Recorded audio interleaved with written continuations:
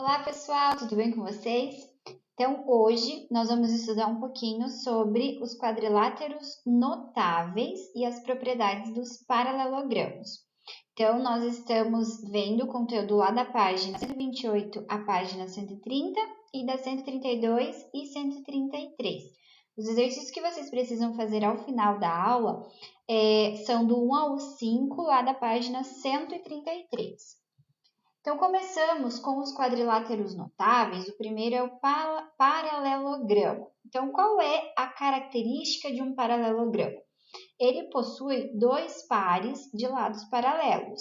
Então, observem nesse desenho que nós temos aqui dois lados que são paralelos e outros dois que também são paralelos.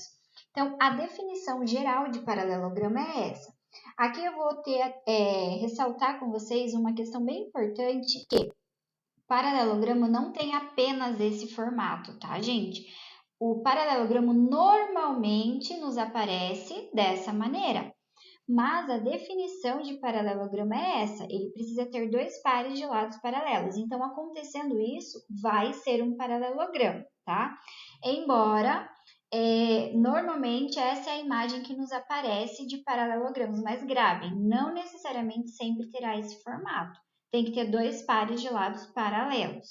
Aqui a Prof. demarcou em vermelho esse segmento, que é a altura. Então, no paralelogramo, a altura nem sempre é o próprio lado. Então, a altura é um segmento, lembrando, nós já conversamos sobre isso, que a altura é um segmento que sempre faz 90 graus com a base. Então, nesse exemplo, nesse caso, no paralelogramo aqui, a altura não foi o próprio lado, né? Um segmento interno ao paralelogramo. Dentro, então, dos paralelogramos, nós temos uma classificação que é aquilo que eu acabei de falar. Nem sempre o paralelogramo aparece daquela forma, embora seja mais comum. Por quê? Isso que você está vendo aqui é um retângulo, né? Mas o retângulo também é um paralelogramo, porque ele respeita a característica que é ter dois pares de lados paralelos.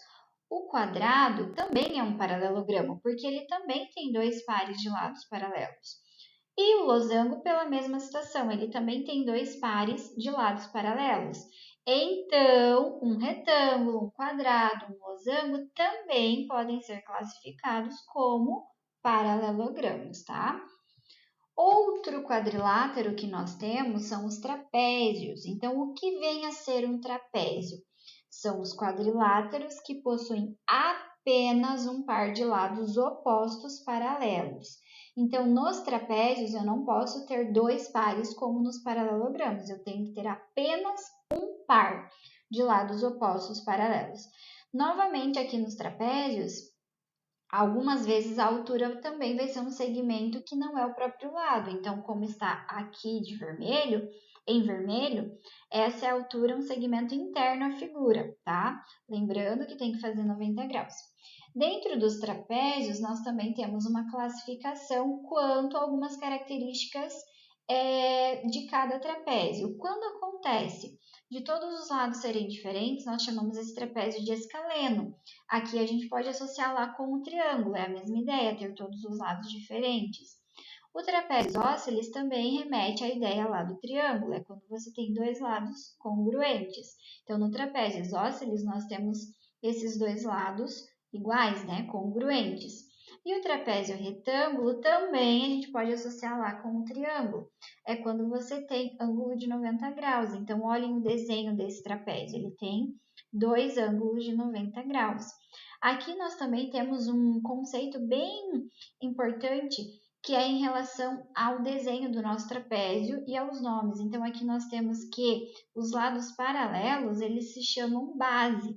O lado maior, base maior, e o lado menor, base menor, tá certo? Então, quando você ouvir falar as bases do trapézio, são os dois lados paralelos, ok? Então, aqui nós temos algumas propriedades dos paralelogramas. Atenção, nessa aula a gente só vai ver as propriedades dos paralelogramas, ok? Quais são elas? Os lados opostos são congruentes, então quando você tem um paralelogramo, os dois lados opostos, que são os lados paralelos, eles terão a mesma medida, tá? São congruentes. Os ângulos opostos também são congruentes, então, os ângulos que estão um na frente do outro, né, opostos, são congruentes. E as diagonais de um paralelogramo, elas se cruzam nos respectivos pontos médios. Então, ao cruzar as duas diagonais de um paralelogramo, elas se encontram exatamente nos pontos médios, onde divide o segmento ao meio. Aqui agora nós temos um exemplo sobre essas propriedades aí. Então, nós temos aqui um paralelogramo, eu quero determinar o valor de x.